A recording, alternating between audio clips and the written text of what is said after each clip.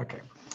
So we have been, there are 5 books of the Torah. We've been in the 3rd book of the Torah, which is, for many, I definitely, for many of us, and me included, it would have been, I saw this as the biggest challenge to be able to get through, and I'm pretty amazed that we've made it so far this way, and without the theological disasters we could have foreseen. And we're approaching, after today, there's actually only one more of these weeks, and we'll be moving on to the 4th book of the Torah. So it's pretty good.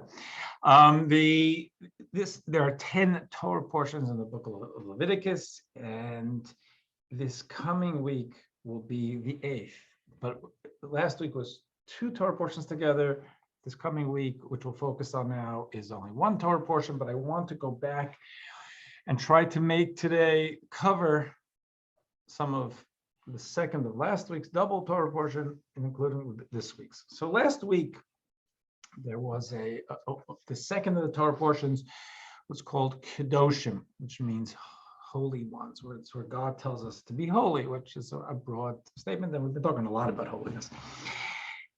But that Torah portion, Kedoshim, has a lot of mitzvahs. If there are 53 Torah portions and 613 mitzvahs, you'd think if it's divided evenly, it will come down to whatever it is, but it's not divided evenly, and there are very few in the 1st book of the Torah. So then it's the last 4.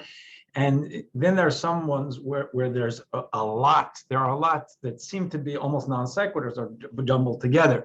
Kedoshim is one of those.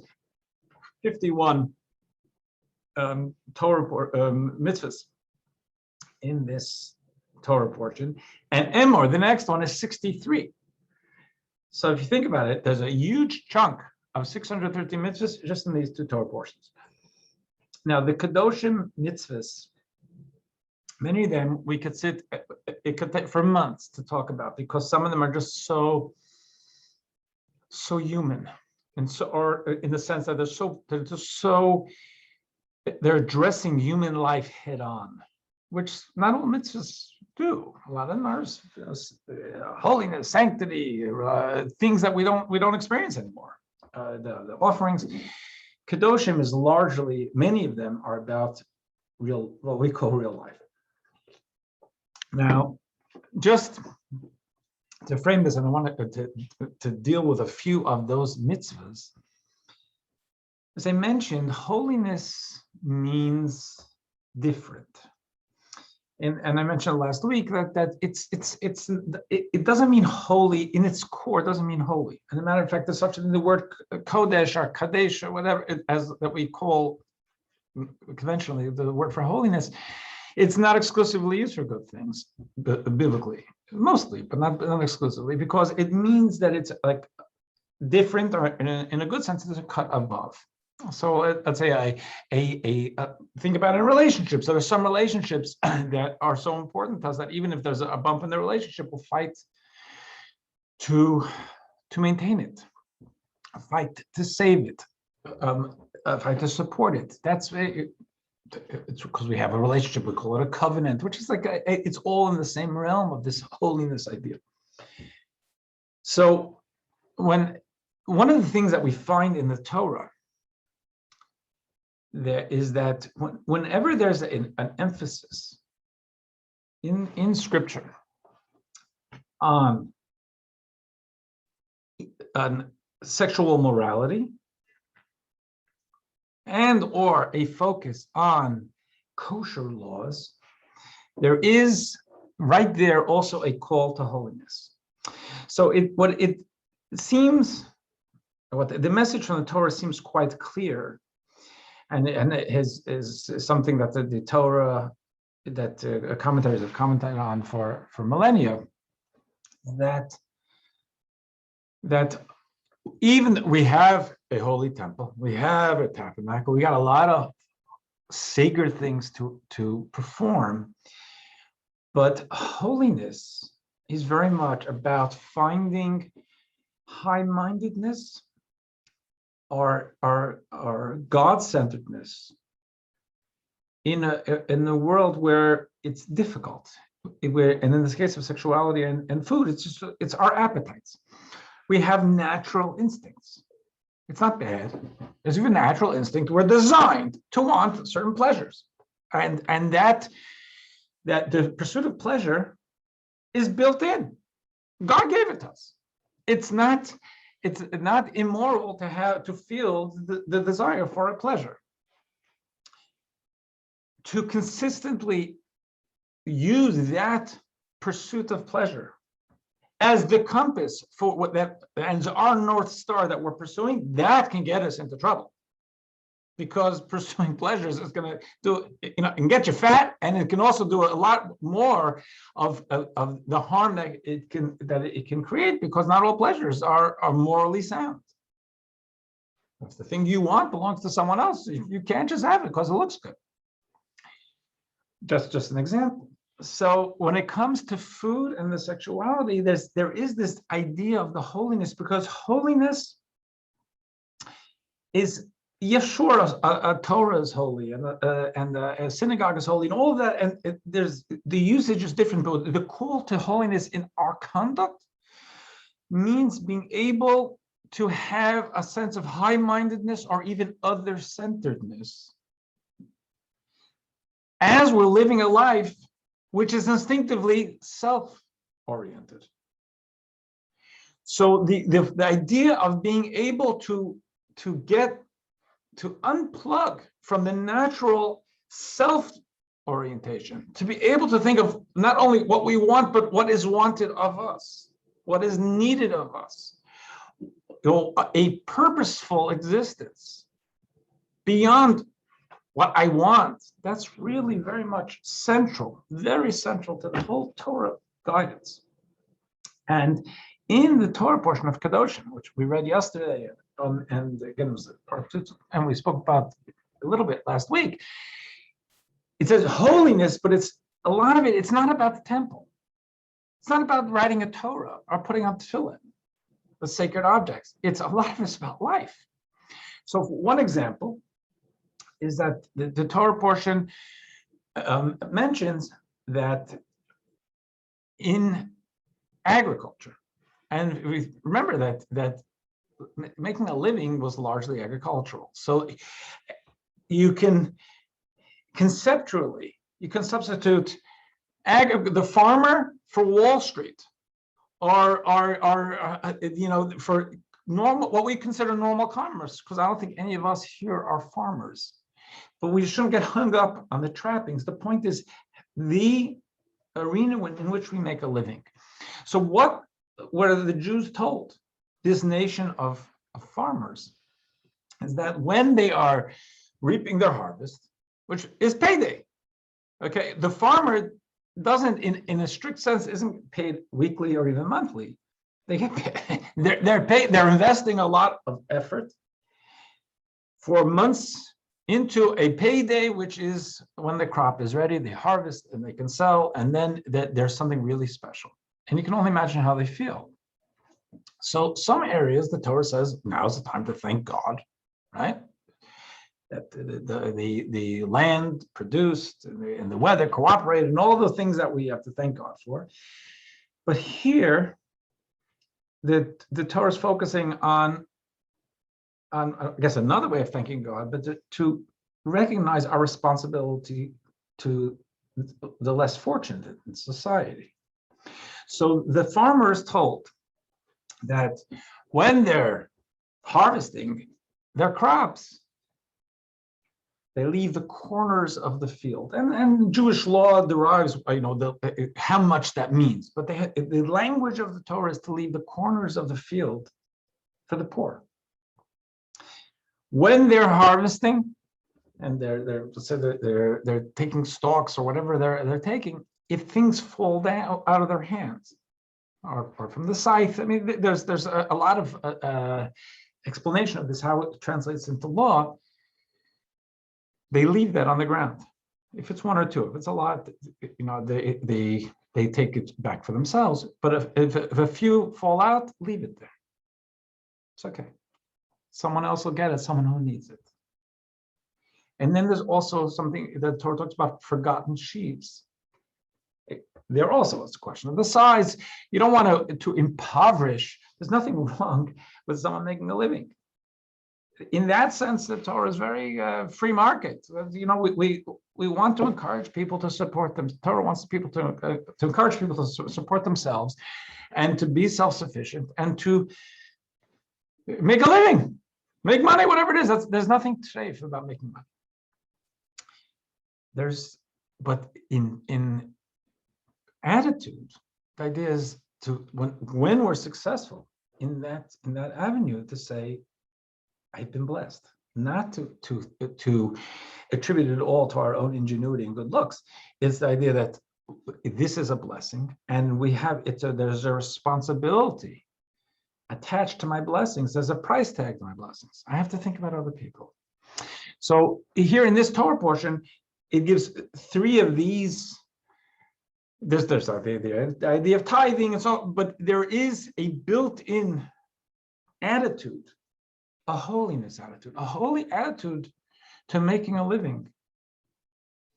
Is to say, yes, I need to make a living, and I also need to think about others, and I have to do it responsibly, and there's a limit to how much charity I should give. But there is an idea that if the world is not also benefiting from my good fortune, even if I don't, it's not such a good fortune, I got a paycheck. Well, you got a paycheck. That's good fortune. A little bit. Something has to be of benefit to others. One of the things that the Torah tells us, again, in this Torah, what we read yesterday, but in this arena, I would think, is about employment. There's a lot.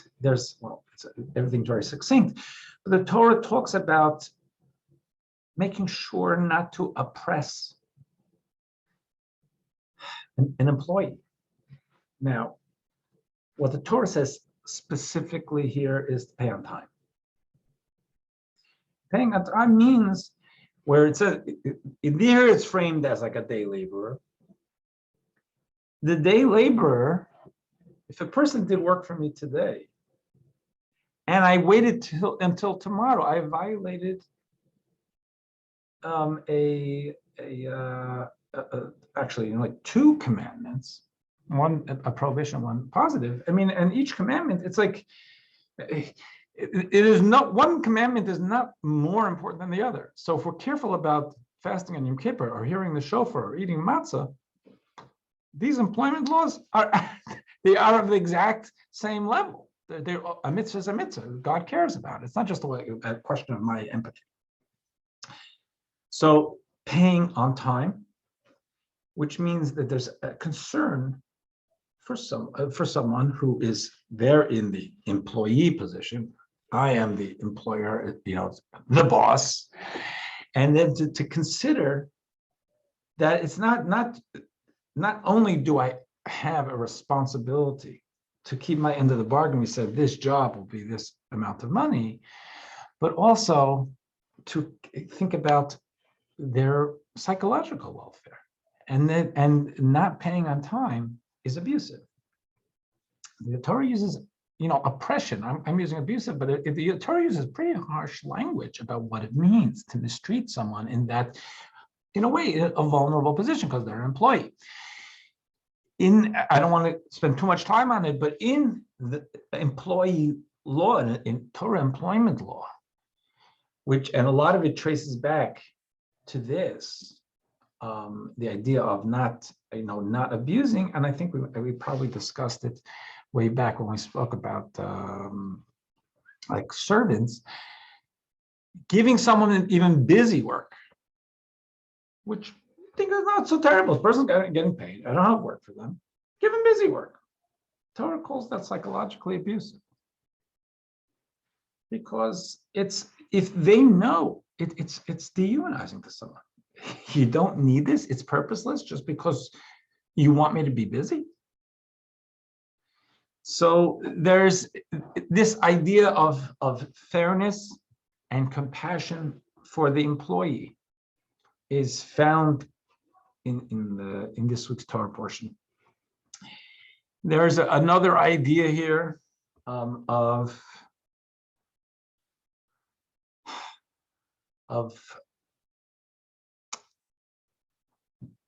recognizing our responsibility to others, which means getting involved. In our mindsets, naturally, I believe, at least I'm an American guy. I think the feeling is live and let live. That's our responsibility. That I have to get proactively involved in someone's life is not my responsibility. So it's not in this week's Torah portion, but for example, we'll get to it. If I find a lost object, if I'm walking in the ShopRite parking lot and I see a lost object, a phone or something which is possibly identifiable, I would think that in the American cultural mindset, it's not that I have to pick it up. I'm busy. I got something to do. What am I going to do with it now? So that means I'm going to have to go back into ShopRite and go to the courtesy counter, stand online. I'm rushing. If I want to be a good guy and I have time, I'll go and bring it in. Torah tells me it's a mitzvah. It is a commandment. I cannot just walk by that lost object. I have to do something about it. If it's a quarter, there's nothing I can do. How am I going to know who lost a quarter or $1 or $10 or $100? But if there's no markings on it, but the idea of something that has markings, I cannot just walk by it. I have to think about my responsibility to others. That also goes if someone's conceptually, someone is facing a situation, and I think I did mention this last week, a situation in which I have information or insight that they don't have. So someone is about to invest with a partner or see a certain professional. And it's not just that there's scuttlebutt. I have information that can help them make an informed decision. And they are therefore, to use Torah's phraseology, they are blind. They don't have the vision I have. We all have different experiences. So, for example, to use a very simple example, if I just traveled on 78 and I saw a huge backup, I came east and I came from the east and I saw that in the opposite direction there was a huge backup. And Leon told me he's driving up here later. Wouldn't I have a responsibility to say, use Waze because I just saw? He has no idea. He's blind in that because I drove on 78. He hasn't. So I have information that can help someone. I have a responsibility, a total responsibility to help. We call it, do not place a stumbling block before the blind. Share the information. You have to be careful. There's the Lashon Hara. We don't want to gossip. All that. It's a difficult balance. I do think we ran into it last week. But the idea is I don't have a right to say, not my business. Hey, live and let live. It is my business.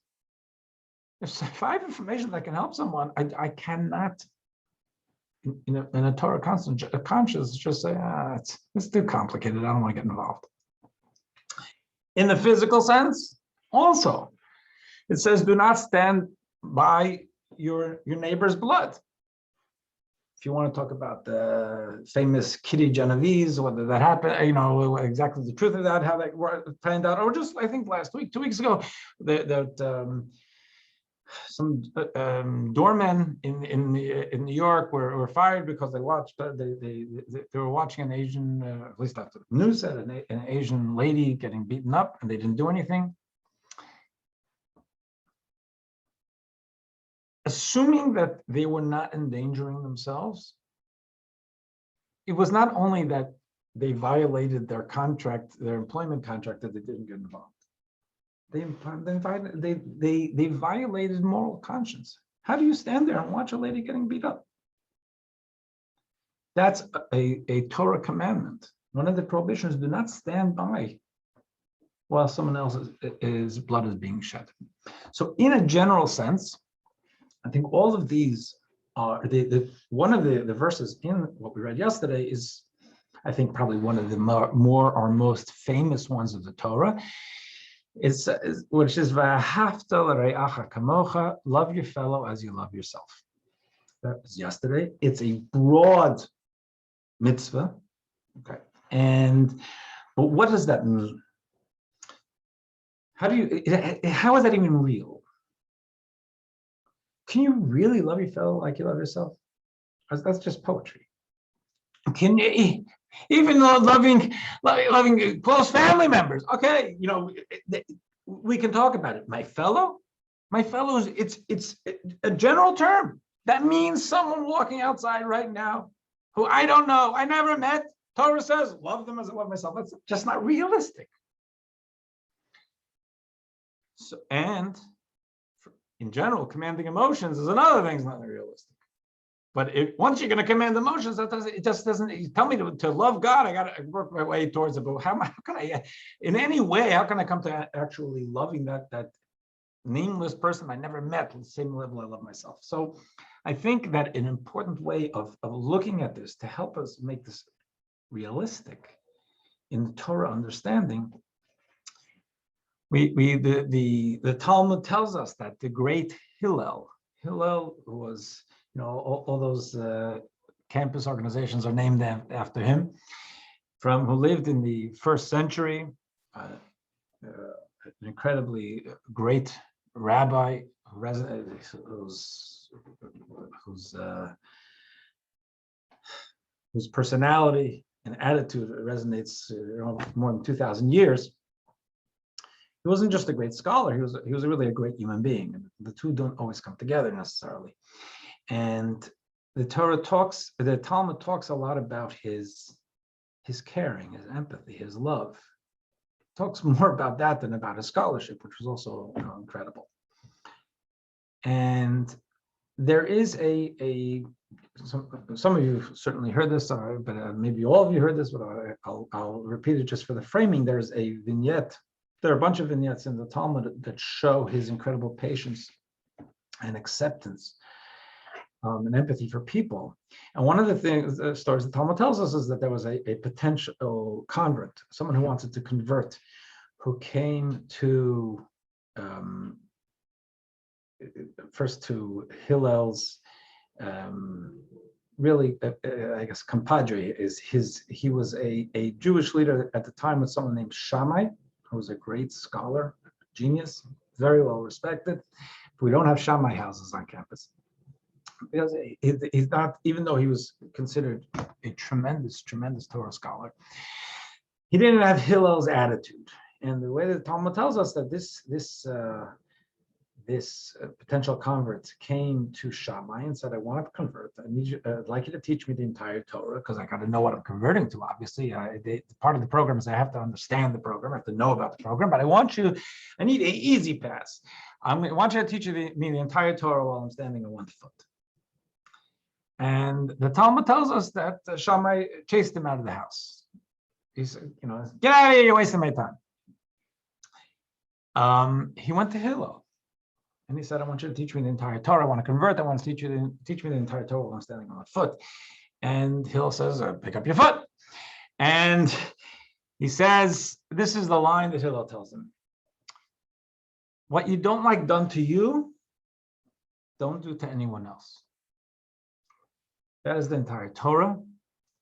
Now go, the rest is interpretation. Now go and study. That's Hillel's line. Now, what is Hillel saying?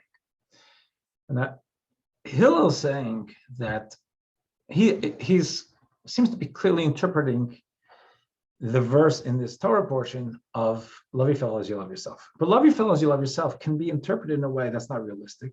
Even action-wise, say, do unto others as you'd have them do unto you. You know something? have people do to me. I haven't eaten breakfast yet. Maybe I want someone to give me breakfast now. I have to bring you all breakfast. It's not realistic. It's not realistic to say, do unto others as I have to do unto you. I have to spend my day figuring out what I want and go doing to people. It's not possible. Hill didn't say that. Hill said is, consider what you don't like done to you. And don't do that to anyone else. So if I wouldn't want, if this phone of mine is so important to me, and I lose it, God forbid, in a ShopRite parking lot, I wouldn't want someone to just walk by and ignore it. I wouldn't want it done to me. I shouldn't do it to anyone else. If I'm in trouble and someone's on the sidelines, and I wouldn't want them to say, I don't want to get involved. I shouldn't do it to them. I can use myself, we each use ourselves as a template and say, how would I feel about this situation? If I wouldn't want this behavior done to me, I shouldn't do it to anyone else. That framework, I can do with a nameless person. Of course. I don't like when someone's disrespectful to me. I won't be disrespectful to him. It's do no harm. Or just treat them in a way, don't do something that I don't want done to me. I can deal with it, and I can treat the whole world that way. And that's it really is very much the framework that encompasses many of the mitzvahs in this week's Torah portion, which are interpersonal, is have the sensitivity to recognize that the person over there, even if you don't know their name, they have no less valid feelings than you do. And if there's something that would hurt you, don't do it to them. That's a workable, manageable program. And as Hillel said, 613 mitzvahs are meant to bring us to a level of sensitivity where we can deal with that. Okay, so that's as far as those parts of the more interpersonal. Again, there are many mitzvahs. There's one that I think that bears mentioning, because it's also very human. I wouldn't fit it exactly into the category you just discussed. Torah says it's not. It's one, we're not allowed to take revenge. Revenge is prohibited by Torah. And what does revenge mean? The Torah does not prohibit justice. The Torah doesn't prohibit response to a misdeed. If someone comes into my house and steals, not inviting them back in is not revenge. It's called smart. I have to protect myself. Why should I do that? Revenge is about taking it personally and looking to inflict pain. That's different.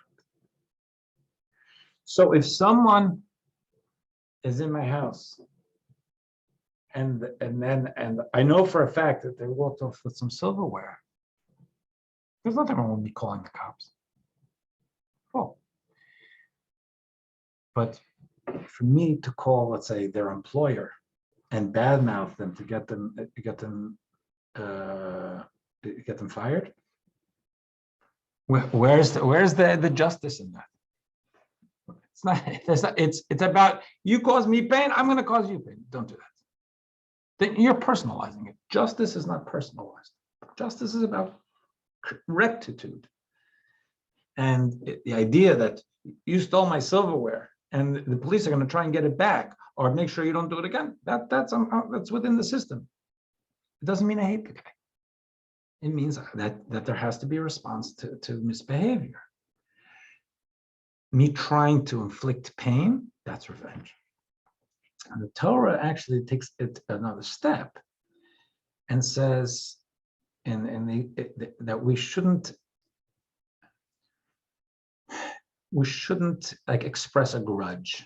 So the way that the Talmud would describe it is, say, if a person I asked someone for a tool, to borrow a tool. They said no. And tomorrow they asked me to borrow my tool. And I really have no problem with it. But I don't want to give it to them because they didn't give it to me. Torah says, don't do that. If you have no problem giving it, give it. Because not giving it is revenge. And then Torah takes it a step further. For me to even give it and say, I'm going to give it to you. I'm going to lend it to you because I'm not like you. That's also prohibited by the Torah. You don't want to give it. You can't give it. You're afraid of giving. You don't lend out your tools. That's fair. You're responsible. But if you're okay doing it, and it's because there's a personal animus, get that off. It's not good for you. It's not good for anyone. So that's where the Torah is taking us to try. There's a certain, I guess we can call it an other-centeredness, and to try to stay away as much as we can from the personal negativity that can pollute our relationships with others. Again, someone hurt me. I'm a human being. I'm hurt. But I shouldn't act on it. Deal with it. Actually, in the Torah portion, say something. Say something. That's one of the. Criticizing is one of the mitzvahs in yesterday's Torah portion. So don't go too heavy with that. But it's that what is criticism? It doesn't mean criticize. It means if I see that if someone sees in me something that I'm doing that's not good, it's antisocial, it's whatever it is, it's not a good thing. They have a responsibility to, not in public, take me to the side and say, you realize, that what you did over there and how that came across or whatever. I need to know.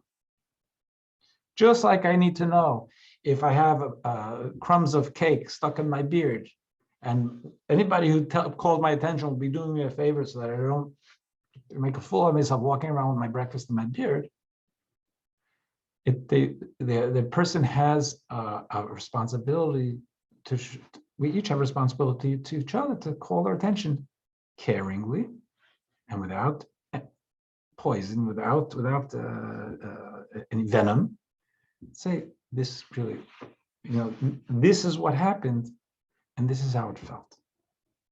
So that I feel pain and I speak to my neighbor and I say, this is what happened. That's I'm fulfilling a Torah mitzvah there. I'm helping them see themselves in the mirror. But trying to get them back, not going to work. Expressing venom and resentment, it's not good. Okay.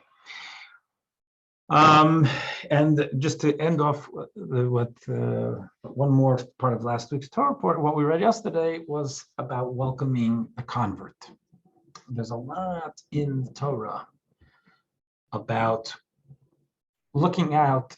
We have to look out for each other. We have to be other-centered. We have to be empathetic, but especially for those who might be more vulnerable. And it very often goes together, the widow, the orphan, and the convert. And the word for a convert is a stranger. And the idea is, it's not that they're a stranger. We have converts who come here and their family. But they may feel they're a stranger. They may feel, one part of their brain is, I'm not sure I really belong. I'm not sure how they see me. To be very, very sensitive to that. And also comes up in this week's Torah portion. Okay. Now,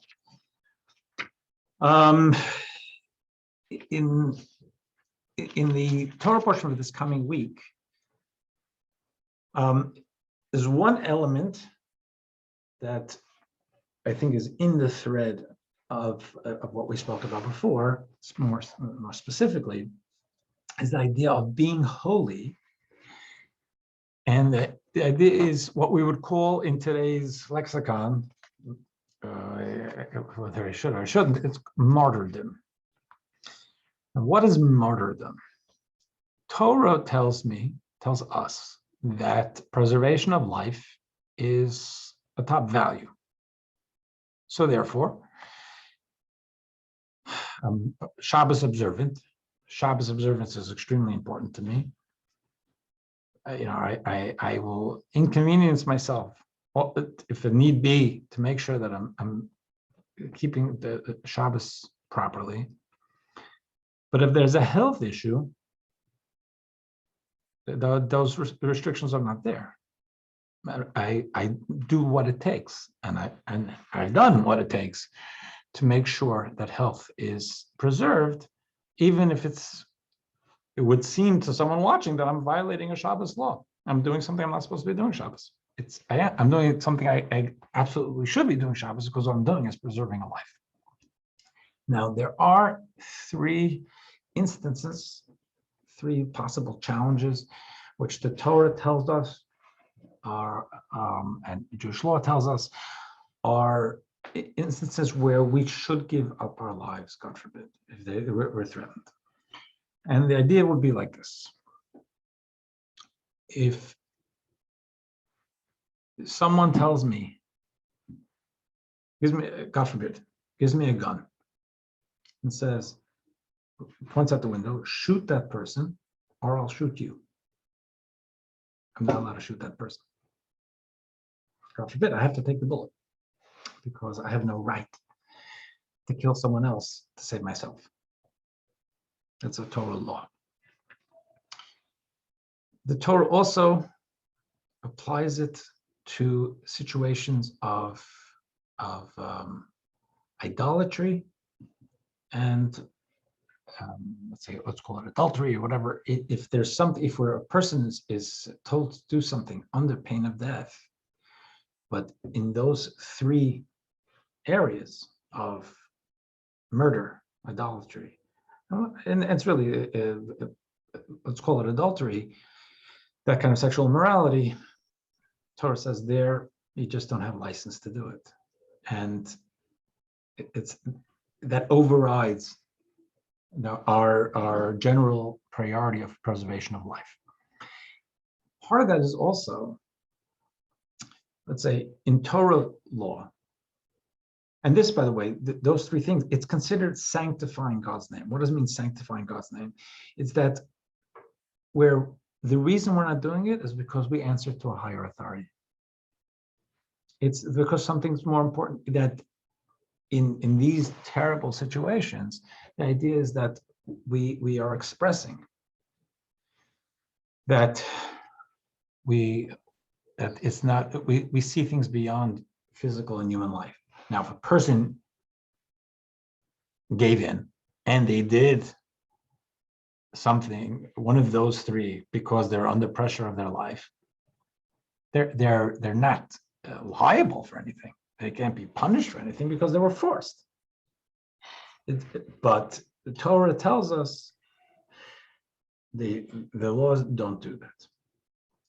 And one of the things which to broaden it is anytime there's something where where it's public. So, God forbid, someone walked in here now. I'm sitting alone in the library, and it gives me a ham sandwich to eat with a gun to my head. The Torah says, eat the ham sandwich.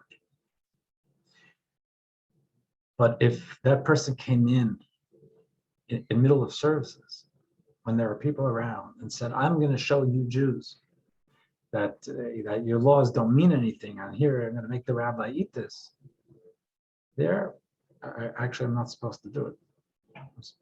It's and take the consequences, because there it's not about me. It's an attack on the program, on Judaism per se, and that is, no matter what they're asking me to do, if that's the way it's framed and it's public, and any of us, the Torah says, then unfortunately, whatever, bite the bullet.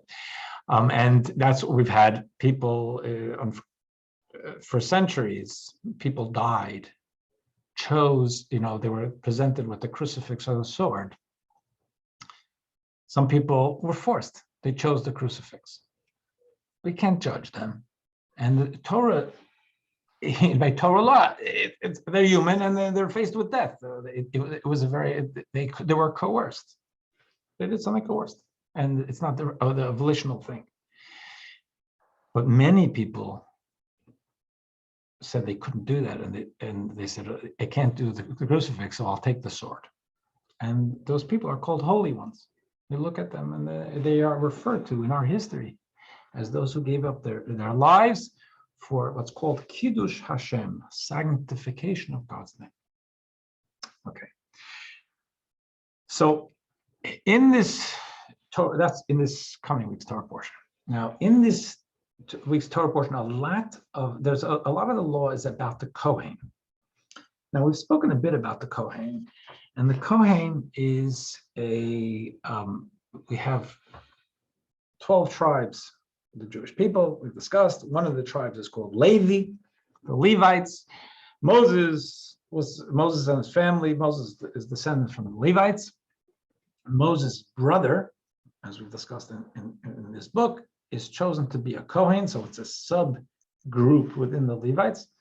And the Kohens are seen as, even though there's godliness in all of us, and we all represent God at some level, the Kohen is seen as a much more focused representation of divine divinity and holiness in the world. And they were dedicated, their lives were dedicated very much to, I guess, community service in that way, in the temple.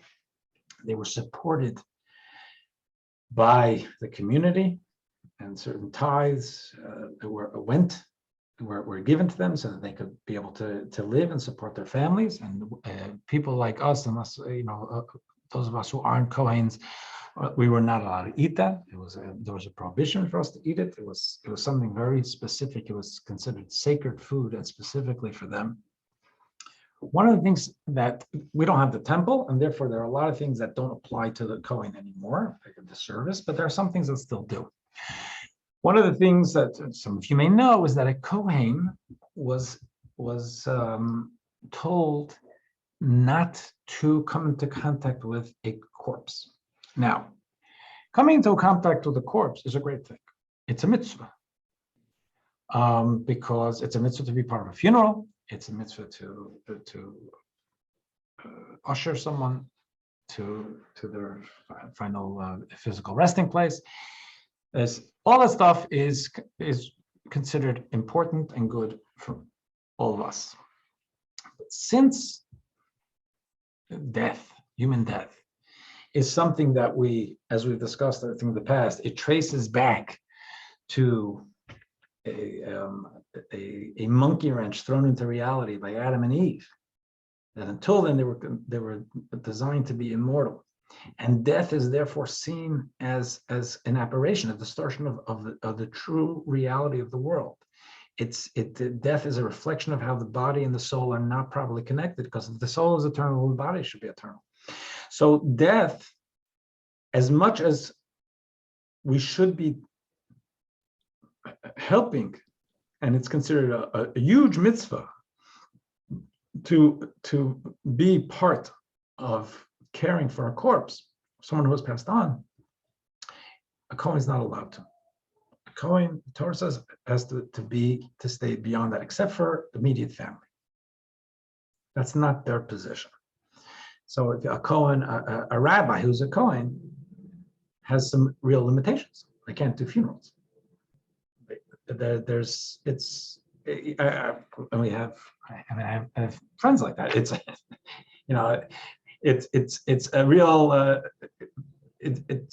really presents an obstacle in many things we need to do. A Kohen is not allowed to be in the same building as a corpse, actually, which means even visiting hospitals is not easy. That's until today. Even today, that there are limitations on a Kohen. And Kohens who want to be doctors, or there's a lot written about this. I'm sure you can Google it, and some of it's in English. But that is a mitzvah that is still in force. Those are restrictions still in force.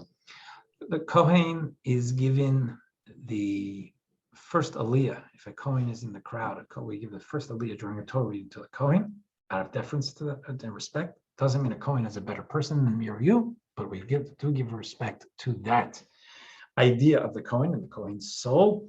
And we still have what's called the priestly blessing.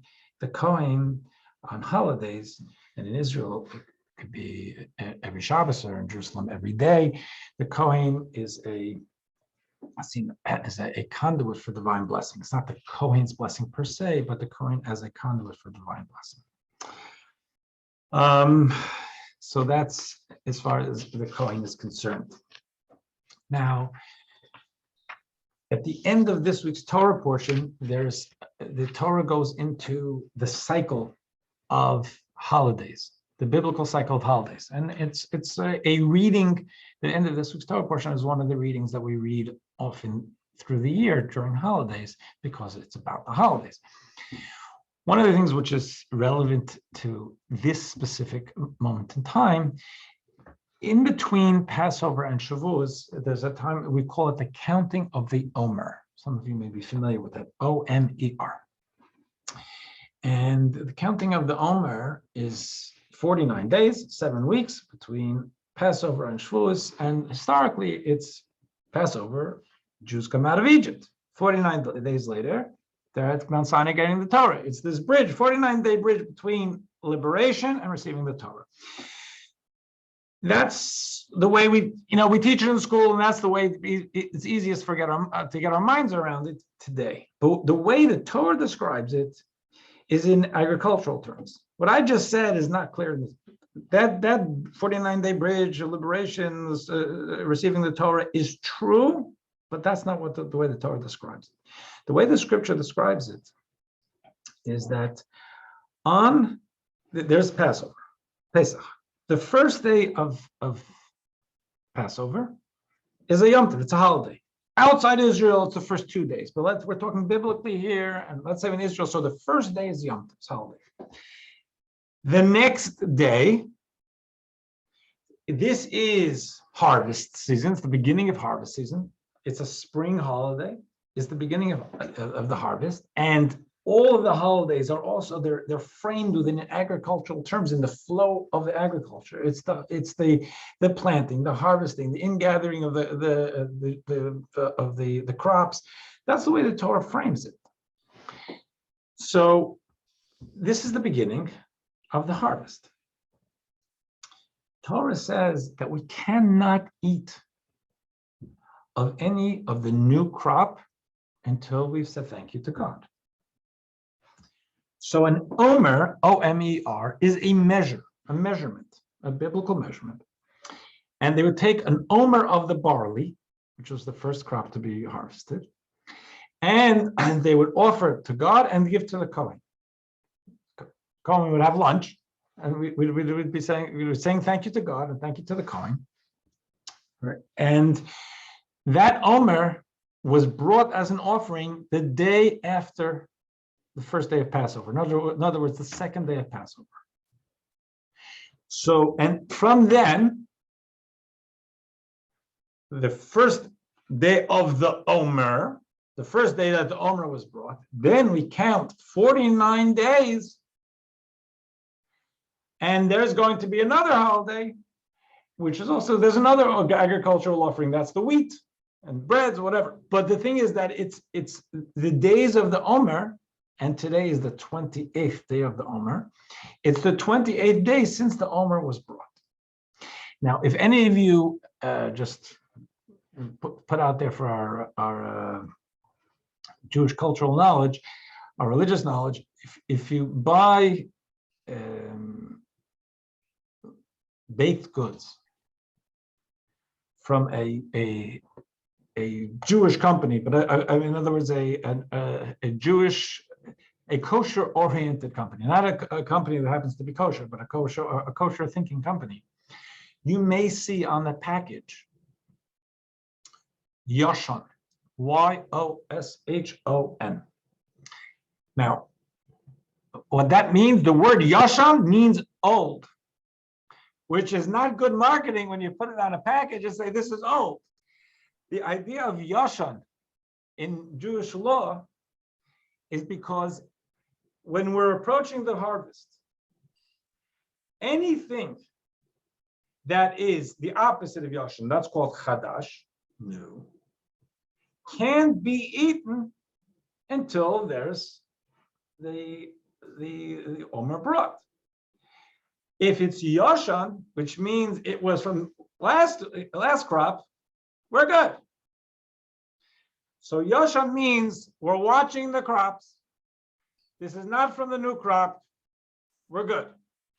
It doesn't mean necessarily that it's old stuff. It means that the crop is not going, the food is not disqualified because it's from the new crop and we haven't yet brought an Omer. We don't bring an Omer anymore anyway. Okay. I think there's other stuff to talk about, but I think that what's important in just knowing in the Torah portion, the two more things I want to bring up is that Rosh Hashanah, generally we have what's called the three regalim, the three pilgrimage festivals, which are Passover, Shavuos, and Sukkot. And then we have Rosh Hashanah and Yom Kippur, and Passover, Shavuos, and Sukkot are also part of the agricultural flow. Rosh Hashanah and Yom Kippur are there as holidays, but they're not mentioned as agricultural holidays, and they're not pilgrimage holidays per se. Rosh Hashanah, as I probably have mentioned before, Rosh Hashanah is not called Rosh Hashanah in the Torah. Rosh Hashanah is called the first day of the 7th month because the first month is the month of Passover. Again, because the Torah uses the flow of the two different calendars and in Torah thinking, and the flow of the holidays is the primary Torah one. The Rosh Hashanah, the beginning of the year, is about the turning of the calendar. The Torah doesn't address that. Jewish tradition does, not the Torah. So it tells us that on the first day of the 7th month, we should blow a horn. That's pretty much what it says. Now, there are a lot of nuances in it, and there's a whole tractate of Rosh Hashanah in the Talmud, which extracts the laws of what we have in our tradition and how they can be reflected in nuances of the verses. But it's not called Rosh Hashanah. It's called the first of the 7th month. It's clearly a holiday, and whatever restrictions we have on productivity, on any other holiday we have on Rosh Hashanah. But there is certainly this idea of blowing the horn. And the final thing I would mention, just to be able to for our own Torah knowledge, there's at the very end of the Torah portion of this coming week, there's a vignette about a man whose father is Egyptian, his mother's Jewish, he blasphemes God, and there's like this uncertainty, like what do we do with him? And Moshe says that he has to be held in custody until, like jail, until he can find out. So it seems pretty clearly it's a temporary custody, but I call attention to it because in the Torah penal system, if we call it that, we don't find jail. We don't find prison there. There are punishments. But the idea of jail is not clear, it's certainly not scripturally laid out. We do find the idea somewhat in the Talmud. If someone if they're a danger to society, but I think that is an important thing, and the Rabbi had mentioned it a few times also, that the idea of restricting someone's productivity is really antithetical to the idea of God's vision in the purpose of humanity. We want to try to redirect or rehabilitate someone, but not the idea of just clamping down on them and restricting them unless it's absolutely necessary. That is not a Torah value. I'll leave it over there. Is there any questions? No?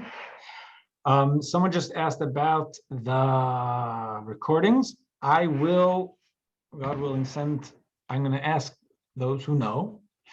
We have people under 30 here in the building, and they will help me out. And I will, God willing, I can send links, I guess. Leave it over there? Mendy. Yeah. Mendy. Yeah. Okay, three quick things. harvest. Don't you plant in the spring and harvest in the fall, or? No, well, there is, yes, we do plant in the spring, but there's the first, they're quicker. Barley is the quick, there's already the ability to harvest also in the spring. So that's the Speed planting. There Speed are- planting. speed planting, yeah. All right, number one. Number two, 49 days from exile to Sinai, correct? Yes. Okay, so, but Exodus. did we want, huh? Exodus, not exile. Yeah, thank you. One X, Be another X. politically whatever. correct. Be Yeah. politically correct, right. But we wandered in the desert for 40 years. Correct. So that was after Sinai, Absolutely. correct? Absolutely. Okay, all right, because the people who were at Sinai, for the most part, if not all of them, never entered the promised land. But we're not up to that yet. Yes, right now where we are in the Torah, they're still at Okay. Sinai. It's almost it's almost the first anniversary of the Exodus. They're still at Sinai, but they end up moving around. 42 different. Okay, and the last thing, unless I missed it, we had talked about my question about how the Torah got divided up into books and chapters. On what basis? You totally, not you didn't miss it. I missed it. You had asked that, and I had said I'm going to deal with it, and I promptly forgot. Probably very promptly. I can't even remember when I forgot. So if you don't mind, All right, how okay. you and I can make ourselves reminders for next Sunday, and I'll try and bring that up. It's definitely a good Okay. discussion. Not even close to in my brain. I apologize.